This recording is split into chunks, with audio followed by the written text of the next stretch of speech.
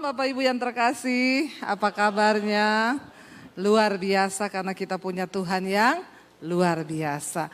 Iya, tadi pagi ya saya sudah menyampaikan firman Tuhan yang saya yakin itu adalah pesan bagi gereja di tempat ini, bagi saya juga dan bagi setiap yang mendengar. Bahwa ya di dalam 2 Timotius Tuhan berkata, dalam satu rumah itu banyak perabot, ada perabot yang mulia, ada yang kurang mulia. Perabot yang mulia itu dipakai untuk tujuan yang mulia, tapi yang kurang mulia itu dipakai untuk tujuan yang kurang mulia. Dan materainya ialah, kata firman Tuhan, Allah mengenal siapa milik kepunyaannya. Dan setiap orang yang menyebut nama Tuhan itu hendaklah meninggalkan kejahatan.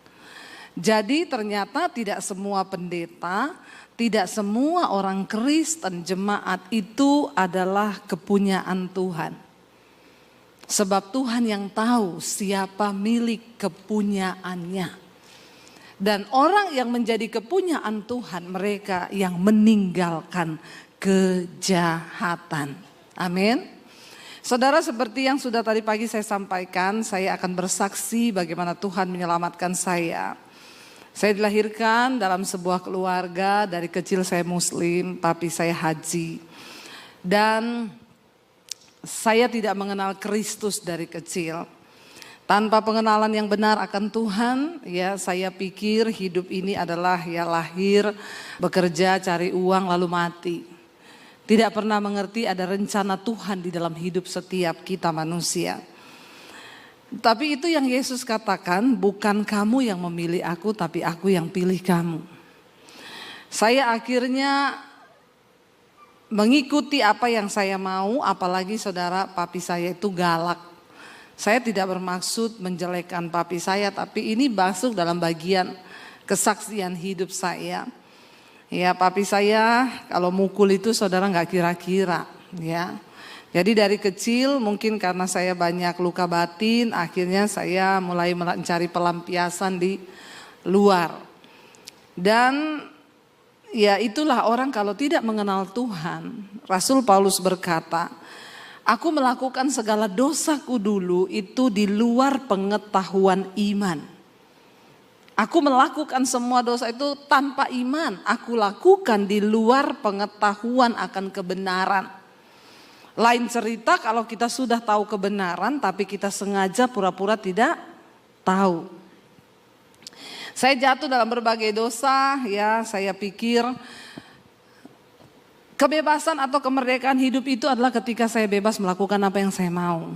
Ternyata saya makin jatuh terpuruk hingga akhirnya ketika kita melakukan semua dosa saudara, mengikuti apa yang iblis tawarkan. Tadi pagi saya sampaikan yang ada dalam dunia ini hanya 3 hal. Keinginan daging, keinginan mata, dan keangkuhan hidup. Itu yang ada dalam dunia. Dan itu semua bukan berasal dari Bapa, tetapi dari dunia. Ya, tadi pagi sudah saya jabarkan keinginan mata. Ya, mata ini tidak pernah ada puasnya. Ya, karena itu Yesus berkata, mata adalah pelita tubuh. Jika matamu jahat, maka gelap seluruh tubuhmu. Tapi jika matamu baik, maka teranglah seluruh hidupmu. Ya, yang kedua keinginan daging yang ada dalam dunia ini, kenajisan, percabulan, perselingkuhan. Makanya banyak orang-orang yang mengaku Kristen, tapi kalau engkau masih hidup dalam kenajisan, percabulan, perselingkuhan, apalagi homoseksual, lesbian, maaf, engkau bukan kepunyaan Tuhan. Karena Alkitab berkata, biarkan lalang dan gandum tumbuh bersama. Iblis bilang gak apa-apa gereja jadi besar, biarin aja. Pada waktu kedatangan Tuhan barulah itu adalah hari penampian. Akan dibuktikan di sana mana yang ilalang, mana yang gandum. Tuhan bilang biarkan aja dulu tumbuh bersama. Ya, karena pada hari penampian nanti akan dibuktikan. Makanya Yesus berkata, bukan setiap orang yang berseru kepadaku Tuhan, Tuhan yang akan masuk dalam kerajaan Allah, tapi mereka yang melakukan kehendak Bapa. Yesus bilang, pada akhir zaman nanti aku baru akan berterus terang kepadamu. bahwa aku tidak mengenal engkau. Daripada nanti Yesus baru berterus terang, lebih baik sekarang kita bertobat. Sungguh-sungguh ikut Tuhan. Akhirnya saudara, karena saya terpuruk dalam dosa, singkat cerita iblis ngomong hidupmu sudah hancur, kamu sudah rusak, masa depanmu juga rusak. Buat apa kamu hidup? Mending bunuh diri. Dan saat itu tidak ada pikiran lain dalam benak saya, cuma pengen mati. Karena saya tidak menemukan apapun di hidup ini saudara. Setan datang menuduh saya, hidupmu hancur. Untuk apa kamu hidup? Mati saja. Dan saya mulai mencari siapa Tuhan itu. Saya mulai bertanya, Tuhan, untuk apa engkau ciptakan aku di dunia ini? Kurang kerjaan banget kau Tuhan. Kenapa engkau ciptakan aku untuk berdosa? Kalau hari ini saya mati bunuh diri, saya tahu saya masuk neraka, terus Tuhan puas. Buat apa engkau ciptakan saya? Tanpa pengetahuan yang benar, saya marah kepada Tuhan. Dan di luar sana saudara, ada begitu banyak orang yang sedang punya pertanyaan yang sama. Dan tugas kita lah untuk membawa mereka ke jalan yang benar. Tapi bagaimana mungkin Alkitab bilang engkau saja kalau ditinjau dari segi usia, harusnya kita ini semua sudah jadi pengajar. Tapi yang terjadi adalah apa saudara? Orang Kristen sekarang datang duduk pulang di gereja, tapi engkau tidak mampu menjadi pengajar. Bahkan asas-asas tentang kekristenan itu masih harus diajarkan. Masih banyak orang Kristen yang tanya saya, Bu, merokok itu dosa apa enggak, Bu? Di mana ayatnya, Bu? Saya bilang di pom bensin baca.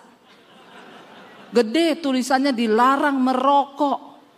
Lu gak usah cari di Alkitab, tidak ada tulisan dilarang merokok. Tapi saya mau bilang, sedangkan di pom bensin saja kau tidak bisa masuk, apalagi di amin yang merokok. Tidak usah angkat tangan. Saya khotbah begini di Jakarta saudara, di satu mall. Tiba-tiba waktu pulang saya dikejar orang Ambon.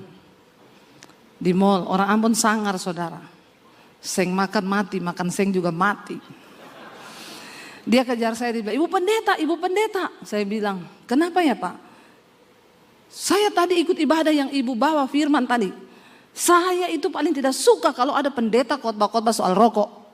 Emangnya saya beli itu rokok pakai uangnya pendeta?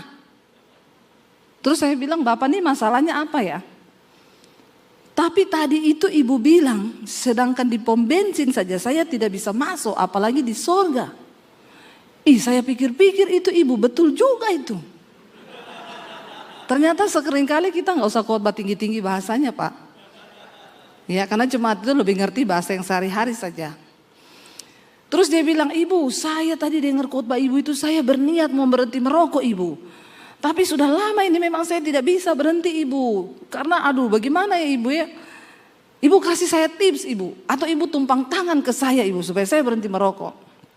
Saya bilang Pak, itu adalah niat dari dalam diri. Biar saya tumpang kaki Bapak. Kalau memang Bapak tidak niat bertobat, tidak bisa Pak.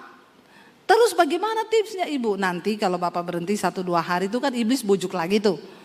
Nanti iblis Bapak lihat rokok kepengen ambil. Gak apa-apa ambil aja Pak. Ambil ya Ibu Debbie. Iya terus hidupin aja. Hidupin ya Ibu. Terus Bapak taruh di mulut tapi diputer, apinya taruh di bibir. Bapak lakukan itu sehari 3 kali. Saya yakin Bapak berhenti merokok. Kenapa? Bibirmu melepuh. Tapi lebih baik begitu kan, kena api rokok daripada kena api neraka. Kan Tuhan bilang kalau tanganmu membuat engkau berdosa, potong tanganmu. Lebih baik engkau masuk surga tanpa tangan daripada engkau utuh tapi masuk ke dalam neraka. Kalau kakimu membuat engkau berdosa, potong kakimu. Lebih baik engkau masuk surga tanpa kaki daripada engkau utuh masuk ke dalam neraka. Kalau orang yang tukang selingkuh saya nggak tahu apa yang disuruh potong. Bertobat. Betapa kudusnya Tuhan itu. Jangan bermain-main dengan dosa saudara. Amin. Dan makanya kita ini kalau nggak berubah-berubah saudara. Ya saya selalu berkata setan itu tidak pernah takut dengan gereja yang penuh.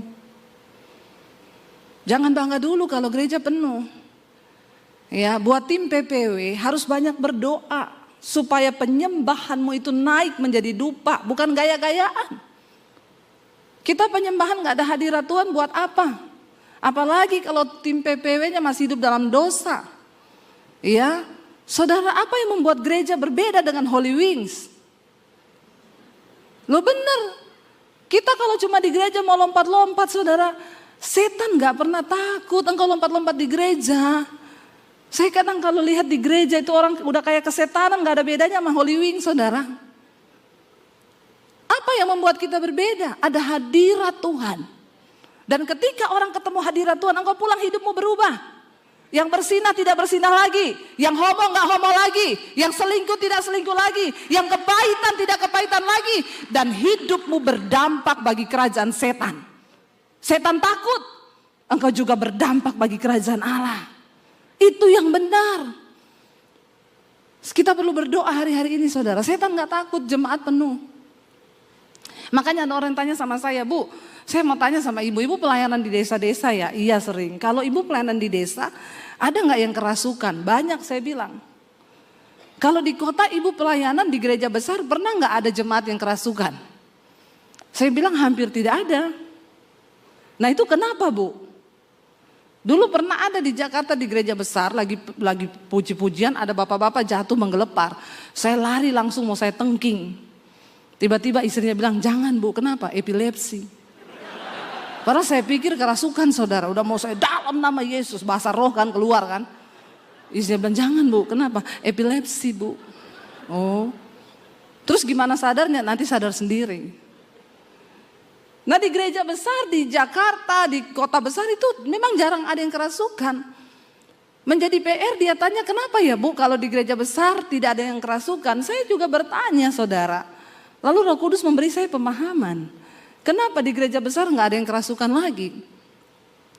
Karena setan sudah tidak bekerja di gereja besar. Setan itu cuma kontrol. Setan bilang lancar coy, lancar. Penuh, penuh. Kata setan gini, gak usah diganggu. Mereka aja kedagingannya udah lebih setan dari setan. Karena daging itu beda sama setan. Galatia pasal yang kelima saudara baca tentang kedagingan. Apa itu daging? Daging itu percabulan, kenajisan, hawa nafsu, nafsu jahat, iri hati, amarah, dendam, keserakahan, ya, perpecahan. Itu ada di dalam daging. Dan barang siapa hidup menurut daging, dia akan binasa, kata firman Tuhan. Ini bunyi alarm atau apa ya? Atau kedatangan Tuhan? Kalau Tuhan datang kita lagi di gereja, puji Tuhan, haleluya 12 kali ya saudara. Langsung masuk surga semua ini. Karena gak ada yang lagi bersinah, gak ada yang selingkuh ya kan. Wah langsung berdoa lah supaya kedatangan Tuhan kita lagi di gereja. Iya dan ini bunyi apa? Gak apa-apa kan? Tapi saudara terganggu gak? Karena orang itu kadang kepo. Ada bunyi gitu. Ya. Yang pasti bukan dari HP saya. Ini HP saya sudah saya silent. Saya mode terbang pesawat. Supaya tidak mengganggu ya. Saudara. Jadi ketika kita itu mengenal Tuhan Yesus. Hidup tuh harus berubah. Ya, setan bilang gak usah diganggu orang di gereja. Kenapa? Orang kedagingannya lebih gila dari setan. Ya, dan kalau kita tidak berubah, maka ya hidup kita nih gak ada dampak apa-apa, saudara. Bukan soal berapa rajinnya kita ke gereja, berapa hebatnya saya pelayanan, bukan. Tapi tadi pagi saya sudah sampaikan, Tuhan berkata, aku tahu siapa milik kepunyaanku. Dan Yesus bilang, aku akan berterus terang ketika aku datang kali yang kedua. Aku akan berterus terang. Ngeri itu.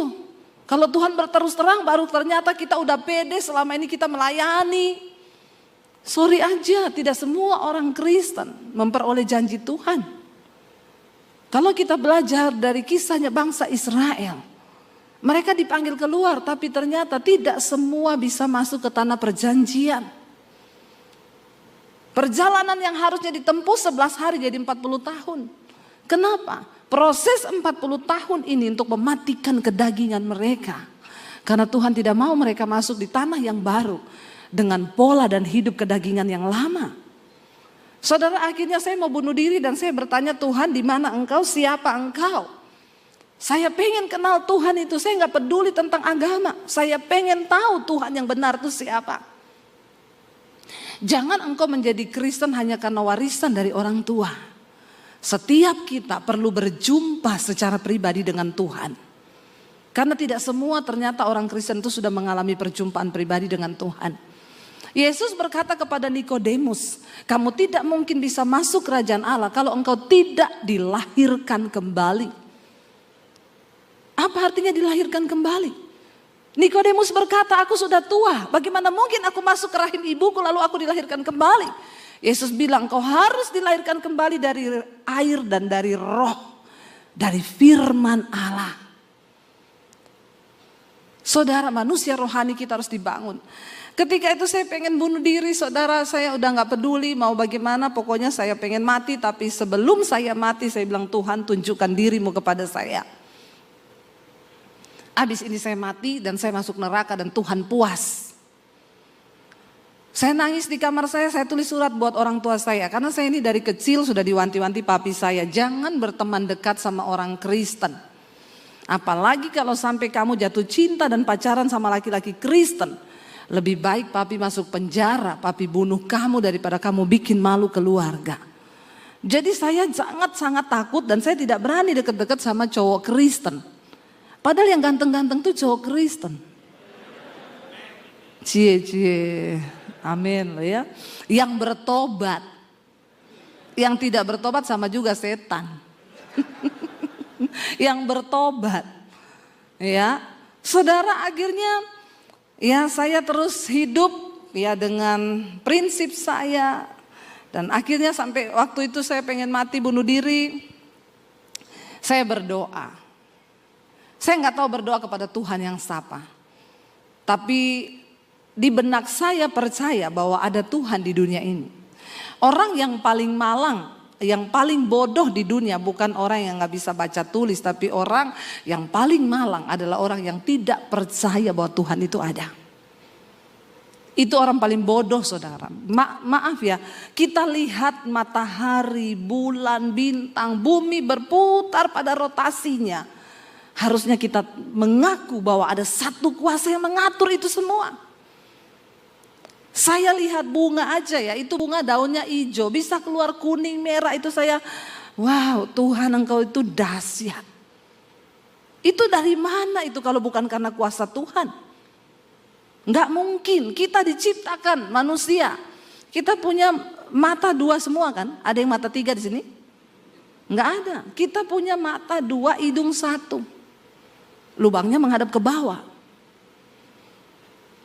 Kalau menghadap ke atas itu harus dioperasi. Kalau lubang menghadap ke bawah walaupun pesek, tidak usah operasi, begini saya sudah cukup. Amin ibu-ibu. Ya, karena orang itu kalau pengen cantik nggak puas-puas, nanti pengen cantik terus, nanti ini salah dikit diperbaiki, malas salah. Ya operasi hidung jadi cantik sih, tapi ngomongnya jadi gini. Ya, pesek nggak apa-apa, lubangnya dua menghadap ke bawah sudah puji Tuhan, haleluya 12 kali. Karena kalau menghadap ke atas repot, hujan masuk air, maka matilah kau. Ya, jadi ya sudah disyukuri saja. Tapi ajaibnya Tuhan ya, kita punya hidung satu, mata dua, mulut satu, mukanya itu beda semua loh. Nggak ada yang sama kan? DNA-nya juga pun berbeda. Itu Tuhan.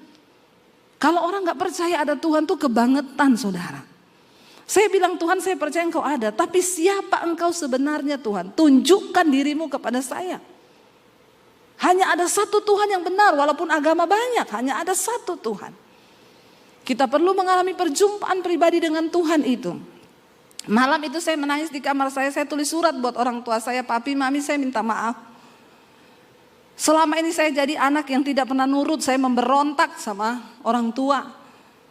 Ada begitu banyak pergumulan yang saya tidak bisa cerita bahkan kepada kalian. Tapi satu hal yang saya tahu, saya ini hidup cuma sial bikin masalah.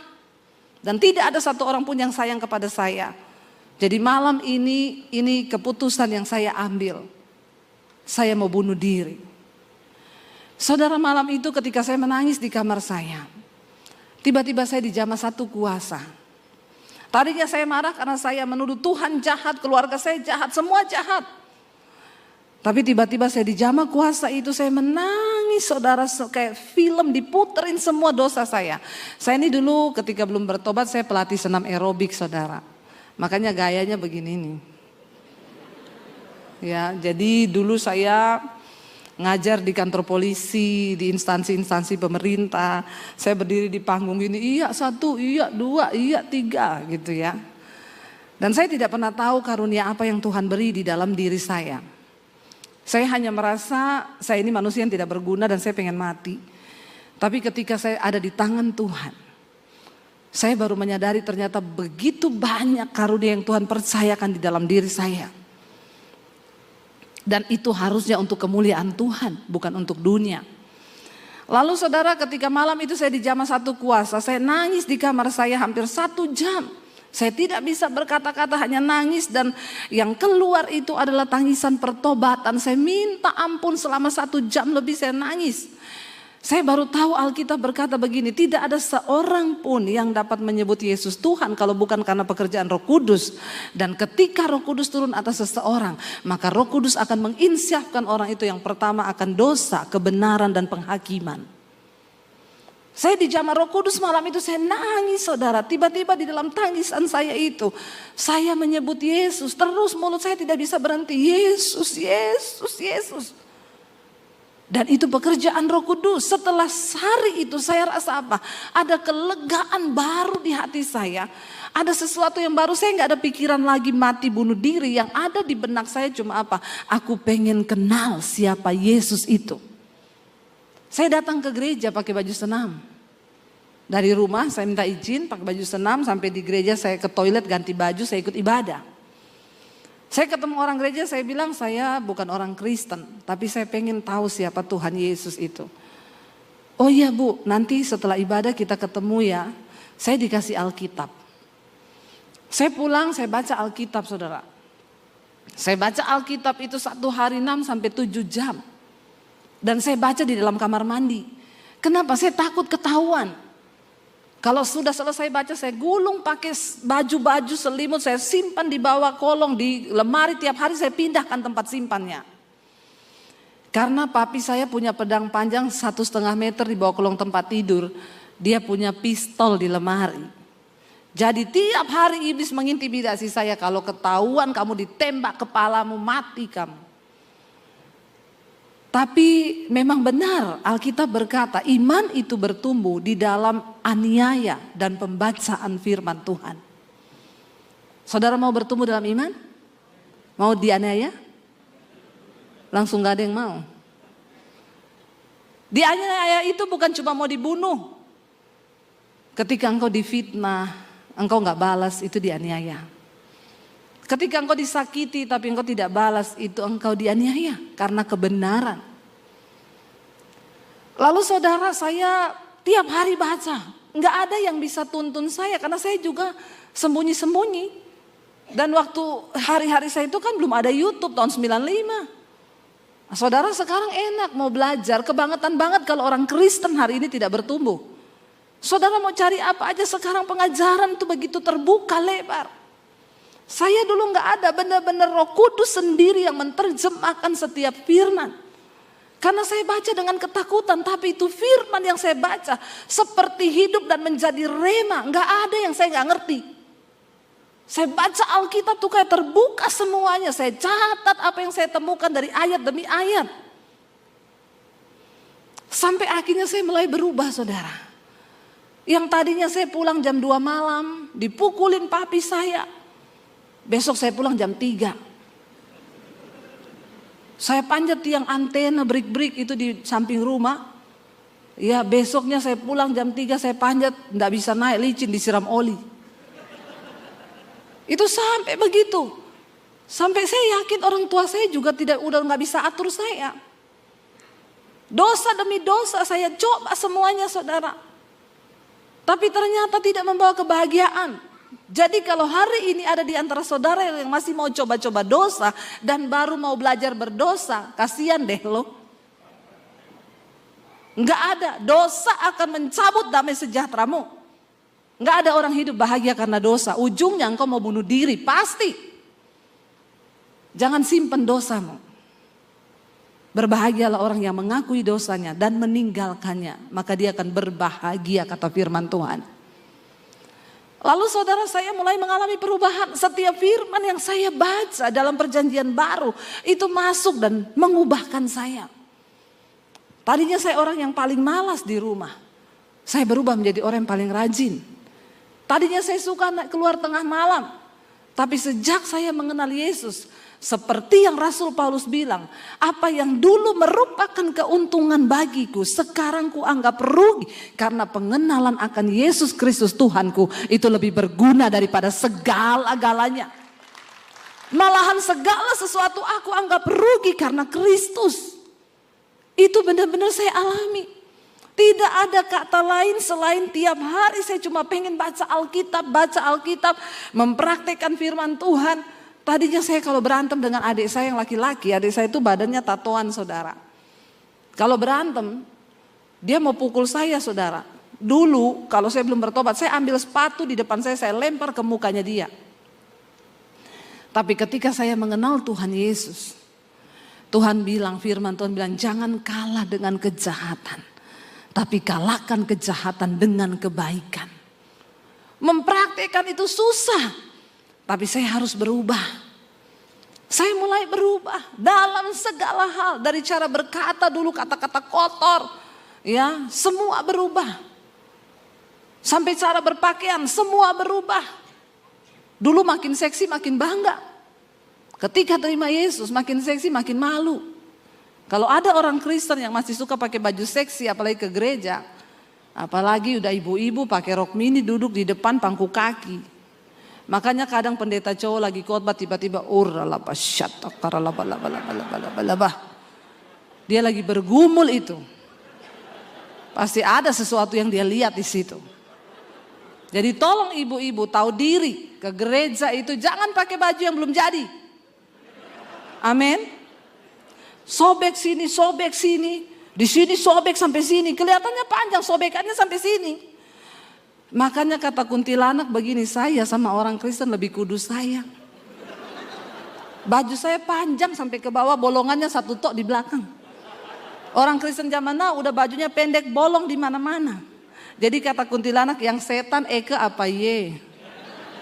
Makanya kuntilanak sekarang sudah tidak menampakkan diri. Udah kalah pamor sama orang Kristen. Hello. Ya bertobat loh saudara. Lalu saya berubah saudara. Ketika akhirnya kakak saya yang paling tua ngomong begini sama saya satu kali. Dep, saya tahu loh kamu sekarang jadi Kristen. Kamu ke gereja kan? Saya kaget. Kamu berhenti atau saya kasih tahu papi? Kalau sampai saya kasih tahu papi, kamu tahu. Kamu bisa mati loh dibunuh. Wah, saya tambah takut saudara. Tapi di situ saya mulai berdoa, Tuhan, kalau memang sudah waktunya saya harus menyatakan imanku. Karena firman Tuhan berkata dengan mulut orang percaya, dengan hati orang mengaku, dengan hati orang percaya, dengan mulut orang mengaku, maka dia dibenarkan dan diselamatkan. Lalu saya berdoa bergumul, Tuhan beri saya kekuatan. Saudara, ketakutan terbesar di hidup saya itu adalah ketika saya harus ngomong Yesus di depan keluarga saya. Itu ketakutan terbesar saya. Karena saya tahu tidak main-main, ada pistol di lemari. Tapi akhirnya Tuhan kasih saya kekuatan. Saya doa puasa saudara. Doa puasa saya untuk minta kekuatan. Cuma ngomong satu tok Tuhan. Ngomong di depan keluarga saya bahwa saya sudah terima Yesus. Akhirnya satu kali saya bergumul. Ada doa puasa di gereja. Saya bilang ini waktunya saya harus ngomong ke papi saya. Saya mau masuk ke papi saya belok ke kamar mandi. Di kamar mandi saya doa dalam nama Yesus. Roh intimidasinya kenceng sekali. Lalu saya ikuti papi saya dari belakang, saya belok lagi ke dapur. Waduh, saudara bergumul. Akhirnya saya tengking, saya dikuatkan dengan satu ayat firman Tuhan. Roh Allah yang ada padamu itu lebih besar dari segala roh yang ada dalam dunia ini. Kenapa kamu takut kepada manusia yang memang akan mati? Lalu saya masuk ke kamar papi saya bilang, Pap saya mau minta izin. Dia sambil cari-cari apa di lemari, mau kemana? mau ke gereja. Tiba-tiba dia terhenti saudara. Lalu dia melihat kepada saya. Kata-kata pertama dia bilang, kamu sudah gila. Terus dia bilang gini, oh ini penyebabnya ternyata. Makanya akhir-akhir ini papi lihat kamu jadi aneh. Dan memang setiap orang yang berjumpa secara pribadi dengan Tuhan Yesus akan jadi. Pertanyaan saya, sudah anehkah saudara? Sudah aneh apa belum? Anehnya itu gimana? Dulu merokok, sekarang tidak merokok. Dulu judi, sekarang gak judi. Dulu suka maki-maki, sekarang gak maki-maki. Dulu suami istri ribut, berantem terus, sekarang gak pernah ribut. Dulu bersungut-sungut, sekarang nyanyi-nyanyi terus. Dulu tukang keluar malam dugem, sekarang betah di rumah baca Alkitab. Sudah seperti itu? Jawab sendiri di dalam hati. Papi saya bilang, oh ini penyebabnya. Makanya papi perhatikan kamu jadi aneh. Dulu malas, sekarang rajin. Aneh gak? Tapi kan harusnya dia bisa melihat perubahan hidup saya. Kenapa saya bisa jadi baik? Yesus berkata, engkau itu suratan Kristus yang terbuka dan hidupmu harus bisa dibaca oleh semua orang. Karena Yesus sekarang tidak hadir secara fisik, tapi dunia akan melihat kita sebagai murid-muridnya. Amin saudara. Lalu saudara papi saya bilang, oh ini penyebabnya. Dari situ saya mulai diancam. Papi saya bilang, saya enggak main-main ya. Papi udah bilang, kamu apa? Jangan bergaul sama orang Kristen. Papi bilang, papi bunuh kamu, papi bunuh ya. Papi gak takut masuk penjara. Wah saya ketakutan di situ. Saya disuruh belajar agama lagi. Saya ikuti, tapi saya dapat kekuatan di sana. Dikatakan bahwa Isa Al-Masih adalah kalimatullah, firman Allah yang menjelma menjadi manusia. Dia dikandung oleh Rohulullah lewat Maryam dan dia dilahirkan ke dalam dunia. Saya mendapat kekuatan, saya catat di buku harian saya, buku itu ditemukan kakak saya. Diserahkan ke papi saya dipanggil. Papi gak suruh cari kamu kelemahan. Papi bunuh kamu. Dari situ saya mulai bergumul. Saya doa puasa, setiap hari nangis. Kalau lewat berpapasan di rumah, papi saya bilang, setan, iblis kamu. Saya tidak boleh duduk makan di meja makan. Saya disuruh makan di belakang. Setiap hari air mata saya menangis. Apa yang menjadi kekuatan? Firman Tuhan. Yesus berkata, ada saatnya nanti orang serumahmu akan membenci engkau karena namaku. Ayahmu, ibumu, saudaramu. Mereka akan membenci engkau, tetapi aku sudah mengatakan hal ini supaya kalau hal itu terjadi, kamu jangan menolak aku. Dan akhirnya saudara saya terus dikuatkan sampai akhirnya tahun 96. Saya berdoa, Tuhan, sampai kapan saya hidup seperti ini? Nyatakan kehendakmu buat saya, jamah hati papi saya. Desember akhir 96 saya dipanggil papi saya, dia tanya, papi tahu kamu gak berubah. Jadi hari ini papi kasih kamu pilihan, kamu mau ikut siapa? Kalau kamu tetap di agamamu, angkat kaki dari rumah ini dan jangan anggap kamu punya keluarga. Dan satu lagi, kamu pergi dari rumah ini, jangan bawa ijazah. Saya melihat Yesus kasih makan kamu pakai apa. Saya pamit saudara, saya bergumul hari-hari itu, Tuhan, saya mengasihi keluarga saya. Tapi saya juga tidak bisa pergi dan hidup tanpa siapa-siapa. Apa yang harus saya lakukan? Kenapa begitu berat yang saya alami? Saya masuk di kamar, saya berdoa, saya menangis. Tuhan, satu hal yang saya minta, apapun resiko saya di depan, satu yang saya minta, tuntun saya. Dan jangan biarkan aku keluar dari rencana Tuhan. Karena kebahagiaan di hidupku hanya ketika aku hidup di dalam rencana Tuhan. Saya berdoa malam itu dapat ayat, berbahagialah kamu jika karena namaku engkau meninggalkan ayahmu, ibumu, rumahmu, ladangmu, pekerjaanmu, karena engkau akan memperolehnya lipat kali ganda. Saya menangis di situ, tidak mudah saudara. Saya baru lulus SMA waktu itu. Saya datangi papi saya dan mami saya bilang saya mohon pamit. Mereka kaget karena mereka sama sekali tidak menyangka kalau saya akan mengambil keputusan itu. Papi saya menangis berlutut di bawah kaki saya. Karena memang saya 5 bersaudara, saya anak yang dia paling sayang. Dia bilang, Debbie, papi merendahkan diri di kakimu. Tolong kembali ke agamamu. Saya peluk papi saya. Saya bilang, Pap, saya sayang sama papi. Tapi saya tidak bisa suruh menyangkal Tuhan Yesus. Karena saya merasa Tuhan merubah hidup saya. Tapi saya sayang sama papi. Kalau kamu sayang, kenapa kamu lakukan ini? Kamu ngomong apa yang harus papi lakukan supaya kamu kembali. Saya cuma peluk papi saya. Mami saya menangis, dia bilang, tunggu mami mati baru kamu jadi Kristen. Saya bilang, mami tidak mengerti apa yang saya sedang alami. Saya juga tidak mau meninggalkan keluarga seperti ini. Tapi ini keputusan saya, Mam. Nanti kamu mau makan apa? Kamu mau tinggal di mana? Saya cuma bilang, saya ikut Tuhan yang bertanggung jawab. Dari kota Poso, saya tinggalkan keluarga, cuma bawa beberapa pakaian. Saya menuju ke kota Palu. 7 jam perjalanan. Sampai di kota Palu, saya cari sepupu saya. Mereka ngontrak satu rumah anak-anak kos begitu.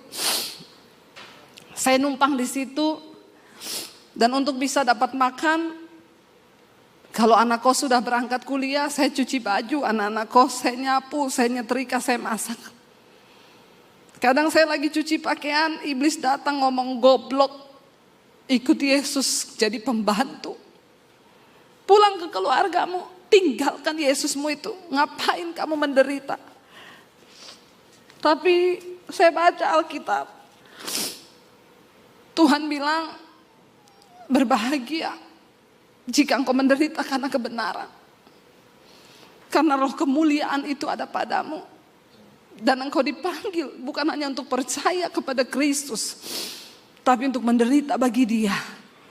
Karena jika engkau menderita karena kebenaran, itu adalah kasih karunia kepada Allah. Saya jalani proses itu 1 tahun di kota Palu. Saya pernah merasakan hidup tanpa uang 1 sen pun. Saya pernah merasakan hidup tanpa ada 1 orang pun yang bisa saya jadikan sandaran untuk hidup saya. Tapi saya bilang, Tuhan, engkau sudah mengubah hidupku dan itu cukup. Akhirnya saya masuk sekolah Alkitab di Makassar. Itu yang tanpa gelar karena saya tidak punya ijazah. Dan saya diutus pelayanan ke Solo. Dan di Solo saya berjumpa dengan Arjuno dari kota Solo. Laki-laki terganteng di Solo. Dan kami menikah. Waktu saya menikah, saya telepon papi saya. Saya bilang, Pap, ini Debbie, saya mau minta doa restu. Debbie siapa? Debbie Basir, anaknya papi. Dulu saya pernah punya anak nama Debbie, tapi dia sudah mati. Jadi kamu mau nikah atau mau dikubur, jangan pernah kabari ke sini lagi. Karena sampai di akhirat kita tidak ketemu. Saya cuma meneteskan air mata. Dan akhirnya saya menikah dengan suami saya.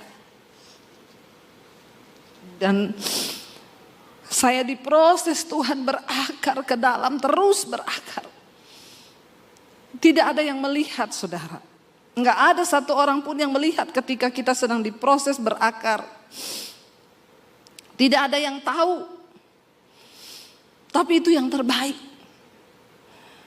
Karena bangunan kekristenan itu, kuat atau tidaknya, itu tergantung dari akar kita. Kenapa pohon korma itu menjadi pohon yang menjadi perumpamaan di Alkitab? Karena korma itu kalau ditanam, dia nggak langsung bertunas ke atas. Ditekan pakai batu besar. Dia akarnya ke dalam mencari air di padang gurun. Membutuhkan waktu yang lama, tidak langsung ke atas. Tapi orang Kristen zaman sekarang pengennya cepat, langsung ke atas. Kenapa kita perlu berakar di dalam Kristus? Supaya bangunan kekristenanmu itu teguh. Saya pernah melewati yang sepahit itu. Karena itu tidak ada satupun yang bisa lagi membuat saya jauh dari Tuhan. Saya baru mengerti Rasul Paulus berkata, Tidak ada satupun yang bisa pisahkan aku dari kasih Kristus. Apakah itu kelaparan, ketelanjangan, ataupun aniaya. Tidak ada satupun. Karena aku sudah mengalami Kristus. Kenapa kita perlu punya pengalaman pribadi berjumpa dengan Yesus? Supaya engkau kuat menjalani hidup kekristenan. Karena ikut Yesus itu tidak enak. Enggak enak ikut Yesus itu. Siapa yang bilang ikut Yesus itu enak, saudara? Kalau engkau berkata enak, berarti engkau belum sungguh-sungguh melakukan firman. Kalau engkau belajar sungguh-sungguh melakukan firman, ikut Yesus itu tidak enak, penuh dengan air mata. Tapi itulah proses. Sebab Tuhan lebih tertarik mengubah karaktermu ketimbang menjawab semua persoalan-persoalan di hidupmu. Kalau karakter kita belum berubah, buat apa Tuhan jawab masalahmu? Biar Tuhan ubahkan kita dulu. Ini waktunya sudah habis, Pak. Kita tambah sebentar ya, Pak ya. Karena ini baru pembukaan, Pak. Belum khotbah loh ini. Baru pembukaan udah habis waktu. Saudara, sampai hari ini saya tidak pernah melihat Tuhan meninggalkan saya. Saya ikut Tuhan dari tahun 95, penderitaan, air mata, difitnah, direndahkan, dihancurkan. Tapi saya tahu itu adalah proses berakar yang sedang Tuhan izinkan supaya bangunan iman saya itu kokoh. Jadi sekarang kalau cuma saya difitnah, kecil. Udah gak ada yang bisa merampas damai sejahtera saya. Saya pernah melewati yang lebih berat daripada itu. Ketika saya difitnah, ketika direndahkan, terima kasih Tuhan. Aku berbuat satu lagi kasih karunia buat engkau. Saudara, waktu engkau diproses, bersyukur loh. Karena tidak semua orang diproses karena kebenaran. Kalau engkau dipenjara karena engkau berbuat dosa, itu memang seperti itu. Tapi kalau engkau dihina, difitnah, disalahkan padahal engkau tidak salah, itu adalah kasih karunia kepada Tuhan, Alkitab bilang. Bersyukur. Ubah cara pandang kita hari-hari ini. Biar engkau berani berkata, ini aku Tuhan. Ubah aku, bentuk aku. Sekalipun itu sakit. Kenapa saudara? Karena kita sedang mempertaruhkan nilai kekekalan di dalam hidup ini. Dan sekarang waktunya kita memperjuangkan itu. Bukan nanti sudah mati. Karena itu Rasul Paulus bisa berkata, bagiku hidup adalah Kristus. Mati itu sebuah keuntungan. Orang yang sudah sungguh-sungguh ikut Yesus, dia berkata, mati itu keuntungan. Jadi saudara tidak usah terlalu takut mati. Amin. Enggak usah terlalu takut mati. Itu pesan saya di dalam masa pandemi yang selalu saya sampaikan lewat khotbah-khotbah saya di doa malam. Dan ternyata memang pandemi itu yang banyak orang mati terbunuh bukan cuma karena virus tapi karena ketakutan. Banyak sekali orang ketakutan. Ternyata banyak yang masih takut mati. Kita tidak boleh mencobai Tuhan. Tapi jangan engkau menggeser imanmu. Saya selalu berkata, penyebab orang mati saudara. Saya berkata selalu begini, mati hidup kita bukan di tangan corona, tapi di tangan Tuhan. Amin. Kalau belum waktunya mati, tidak akan mati. Saya ini udah berkali-kali kena corona, semua varian saya coba. Loh benar saudara, karena saya berdoa. Hari-hari itu semua ketakutan, semua bersembunyi. Ketika lockdown pertama kali dibuka di Jakarta, mereka bilang, Ibu, kami sudah masuk kantor Bu. Tidak ada pendeta yang berani khotbah di kantor. Ibu mau datang gak? Teman-teman saya pendeta bilang, Bu Debbie hati-hati. Pendeta banyak sekali yang mati. Saya bilang, saya doa dulu tanya Tuhan ya. Itu kan alasan yang paling bijak dari pendeta. biar dibilang rohani kan. Saya doa, saya tanya Tuhan, Tuhan saya besok itu pelayanan di kantor nih, semua pendeta takut sembunyi. Saya berangkat atau tidak? Tuhan cuma jawab gini, tidak tahu diri kau. Di saat orang semua lagi ketakutan, harusnya engkau pergi untuk memberitakan Injil kabar baik itu, tidak perlu takut. Kenapa kau bersembunyi? Saya telepon orangnya, besok saya datang. Itu pertama kali lockdown buka, Tuhan bilang itu mereka bekerja dari jam 8 pagi sampai jam 5 sore masuk kantor demi sesuap nasi. Tapi kamu yang hamba Tuhan bersembunyi. Saya datang saudara.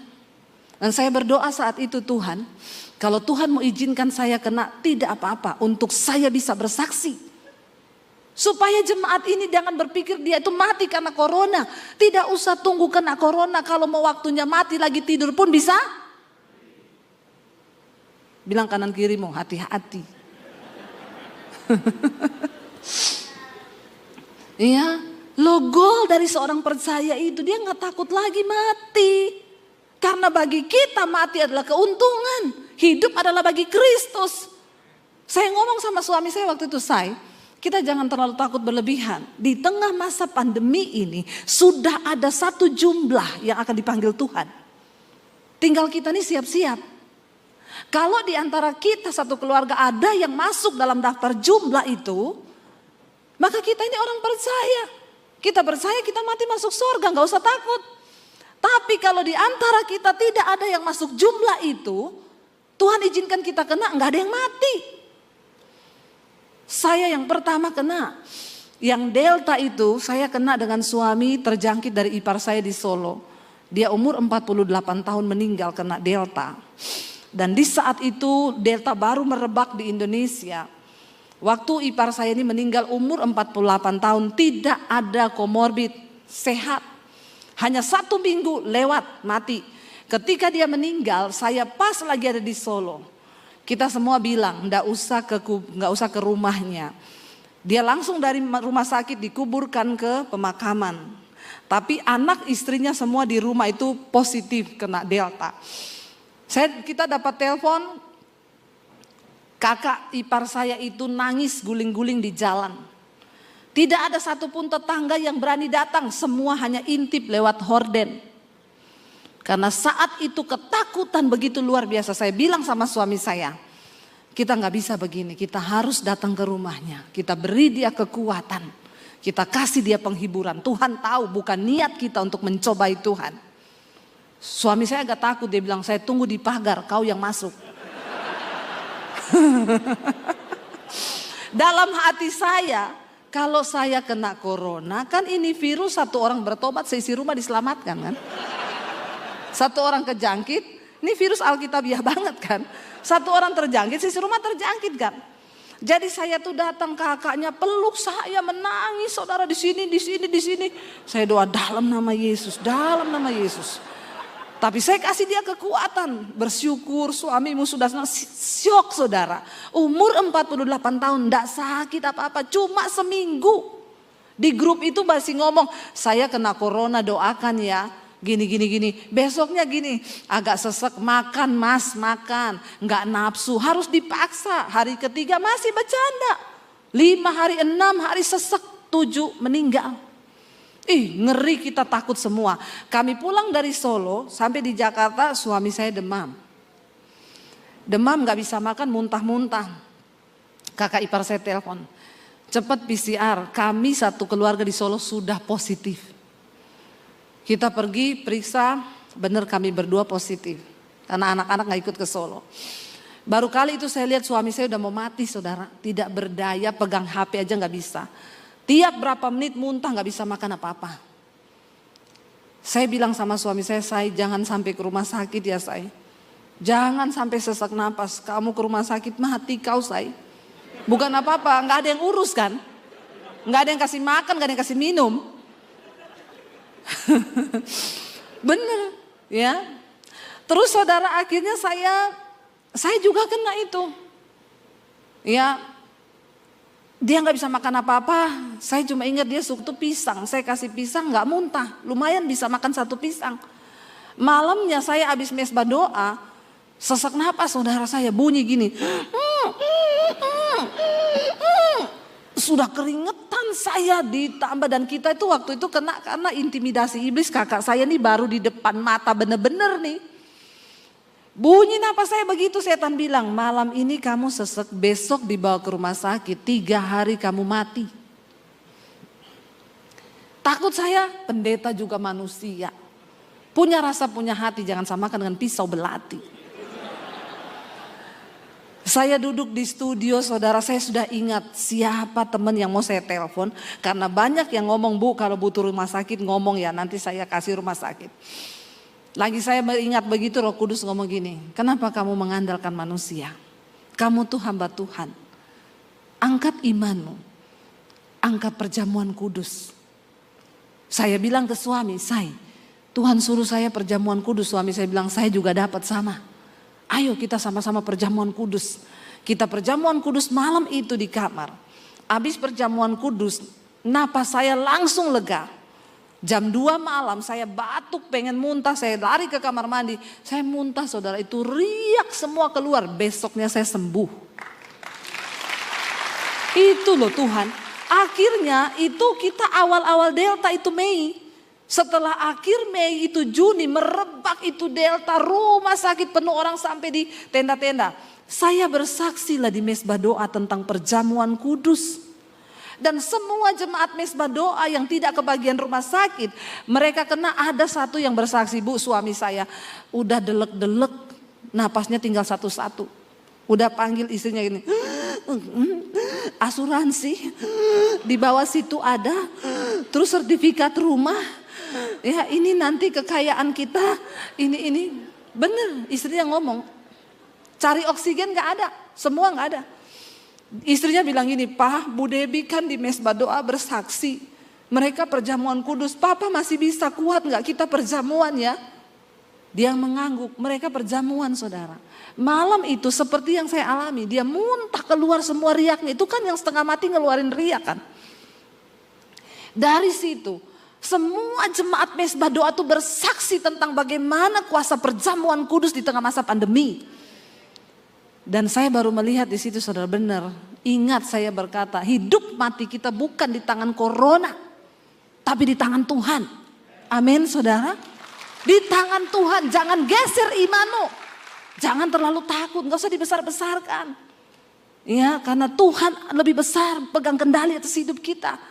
Tapi orang Kristen itu alay lebay kalau nyanyi di gereja. Walau 1000 rebah di sisiku, kau tetaplah Allah penolongku. Walau 10.000 rebah di kananku. Pret. Baru satu aja yang mati, udah ketakutan. Tapi kalau nyanyi alay lebay. Makanya setan bilang biarin aja, alay itu alay. Ya terus kalau doa udah iya, kami percaya Tuhan, engkau yang sanggup, engkau yang ini. Makanya saya bilang tidak semudah engkau ngomong firman itu. Engkau harus mengalami Tuhan. Engkau harus mengalami kuasanya. Sehingga engkau punya iman yang kuat dan berkata, aku percaya Tuhan. Sudah lebih 14 menit. Mau dilanjutkan? Anda puas, saya lemes. Karena saya besok subuh harus terbang ke Makassar. Dari Makassar saya ke Morowali. Dari Morowali saya ke Tentena. Ada seminar hamba-hamba Tuhan di desa. Itu adalah pelayanan kami setiap bulan. Kami kumpulkan pendeta-pendeta desa untuk menguatkan mereka.